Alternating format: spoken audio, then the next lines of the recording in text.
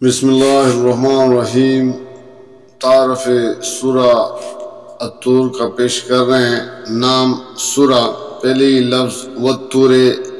سے ماخوذ ہے۔ زمانہ نزول،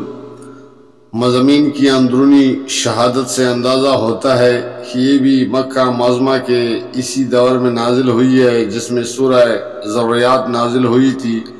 اس کو پڑھتے ہوئے یہ تو ضرور محسوس ہوتا ہے کہ اس کے نزول کے زمانے میں نبی صلی اللہ علیہ وسلم کے خلاف اعتراضات اور الزامات کی بچاڑ ہو رہی تھی، مگر یہ محسوس نہیں ہوتا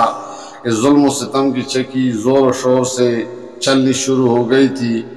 موضوع اور مباحث۔ اس کے پہلے رکوع کی موضوع آخرت ہے۔ سورہ ذریات میں اس کے امکان اور وجوب اور وقوع کے دلائل دیے جا چکے تھے، اس لیے یہاں ان کا اعادہ نہیں کیا گیا ہے۔ البتہ آخرت کی شہادت دینے والے چند حقائق و آثار کی قسم کھا کر پورے زور کے ساتھ یہ فرمایا گیا ہے کہ وہ یقیناً واقعہ ہو کر رہے گی اور کسی میں یہ طاقت نہیں ہے کہ اس سے برپا ہونے سے روک دے۔ پھر یہ بتایا گیا ہے کہ جب وہ پیش آئے گی تو اس کے جھٹلانے والوں کا انجام کیا ہوگا اور اس سے مان کر تقوی کی روش اختیار کرنے والے کس طرح اللہ کے انعامات سے سرفراز ہوں گے۔ اس کے بعد دوسرے رکوع میں سرداران قریش کے اس رویے پر تنقید کی گئی ہے کہ جو وہ رسول اللہ صلی اللہ علیہ وسلم کی دعوت کے مقابلے میں اختیار کیے ہوئے تھے۔ وہ آپ کو کبھی کاہن، کبھی مجنون اور کبھی شاعر قرار دے کر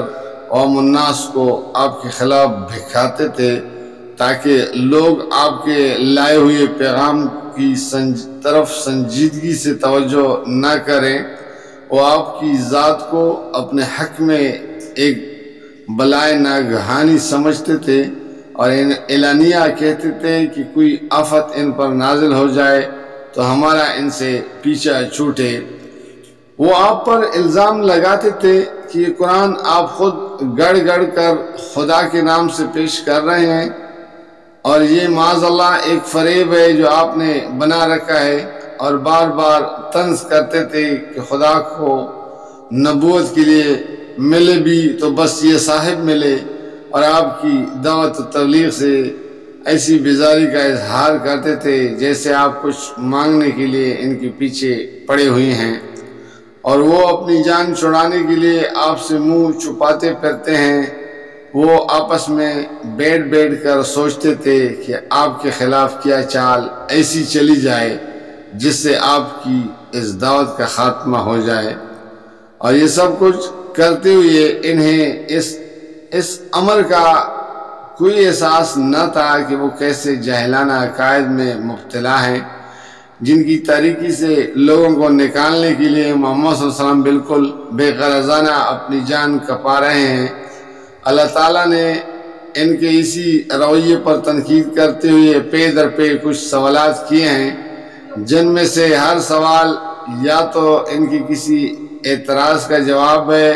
یا ان کی کسی جہالت پر تبصرہ۔ پھر فرمایا ہے کہ ان لوگوں کو آپ کی نبوت کا قائل کرنے کے لیے کوئی معجزہ دکھانا قطعی حاصل ہے،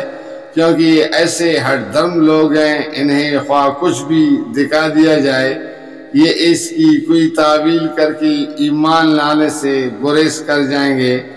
اس رکوع کے آغاز میں بھی رسول اللہ صلی اللہ علیہ وسلم کو یہ ہدایت فرمائی گئی ہے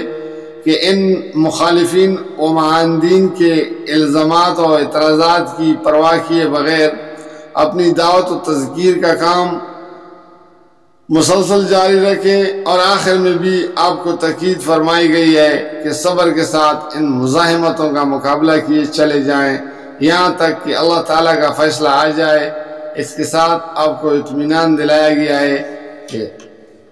کہ آپ کے رب نے آپ کو دشمنان حق کے مقابلے میں اٹھا کر اپنے حال پر چھوڑا نہیں بلکہ وہ برابر آپ کی نگہبانی کر رہا ہے۔ جب تک اس کے فیصلے کی گھڑی آئی آپ سب کچھ برداشت کرتے رہیں اور اپنے رب کی حمد و تسبیح سے وہ قوت حاصل کرتے رہیں جو ایسے حالات میں اللہ کا کام کرنے کے لیے درکار ہوتی ہے۔ جزاک اللہ، فی امان اللہ۔